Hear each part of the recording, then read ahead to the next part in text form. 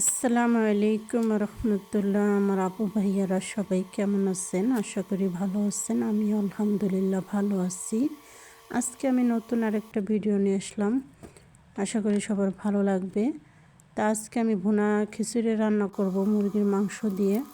তো এইখানে আমি পেঁয়াজ নিয়ে নিলাম 3টা, কিছু ঝালমরিচ নিয়ে নিয়েছি, 2টা টমেটো, আর একটা বড় মরিচ নিয়েছি, এটা অবশ্যই ঝাল নাই। তো এখন আমি সব পেঁয়াজ মরিচগুলো কেটে নিব। তো এখন আমি প্রথমে তো সিলে ধুয়ে তারপরে এখন কুচি করে নিতেছি। তো এখন আমি সব পেঁয়াজগুলো আর টমেটোগুলো কেটে নিব। আর এভাবে মুরগি দিয়ে খিচুড়িটা রান্না করলে খেতে ভালো লাগে, কারণ এখন শীতের দিন এরকম খিচুড়ি খেতে অনেক ভালো লাগে। তাই তো আমি টমেটোটাও কেটে নিতেছি।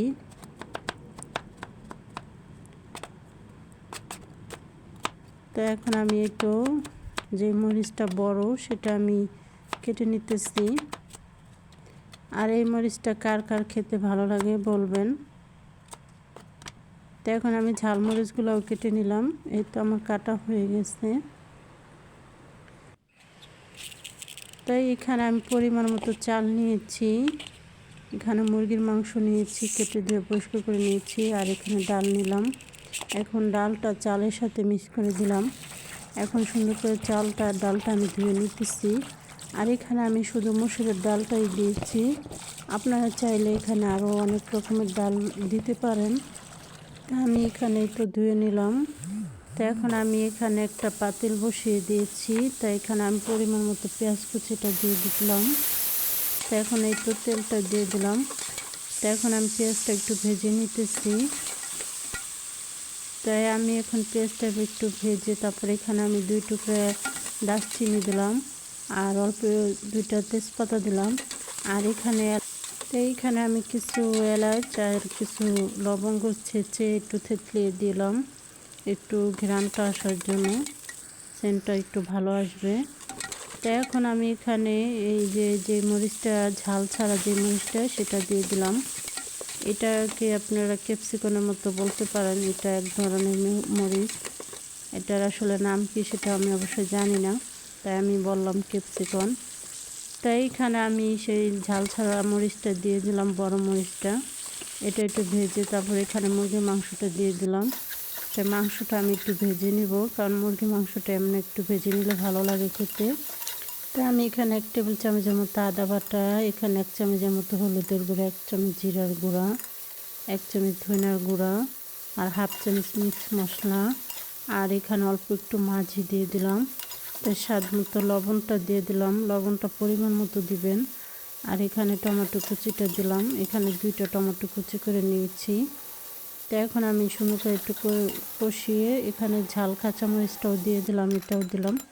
তো একটু কষিয়ে আমি এখানে একটু পানি দিয়ে দিলাম অল্প পরিমাণ। তো এখন একটু ঢেকে তারপর মুরগির মাংসটা একটু ভালো করে কষিয়ে নিতেছি। তাও আমার কষানো হয়ে গেছে, এই যে এরকম তেল উঠে আসবে উপরে। তারপরে আমি এখানে চালটা দিয়ে দেব। চালটা ডালটা যে আমি ধুয়ে রেখেছিলাম তো সেটা এখন দিয়ে দিতেছি। তো এটা একটু আমি সুন্দর করে ভেজে তারপরে এখানে আমি গরম পানি দিব।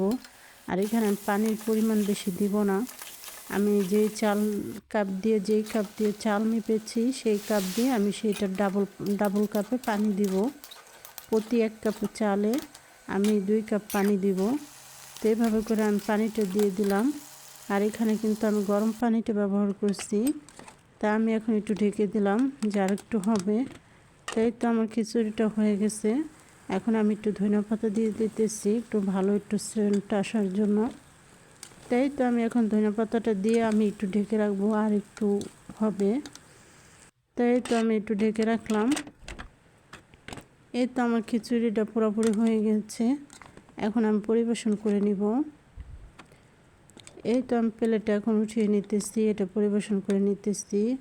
আর এরকম খিচুড়ি খেতে কার কার ভালো লাগে, এরকম শীতের মধ্যে দেখা যায় অনেক কনকনা শীতে এরকম খিচুড়ি খেতে অনেক ভালো লাগে। তাই তো আমি খিচুড়িটা রেডি, এখানে আমি ধনিয়াপাতা ভর্তা করে নিয়েছি। তো কে কে খাবেন চলে আসেন, সবাই ভালো থাকবেন। আর আমার ভিডিওটা ভালো লাগলে একটু ভালোবাসা দিয়ে পাশে থাকবেন। সবাই ভালো থাকবেন। আসসালামু আলাইকুম।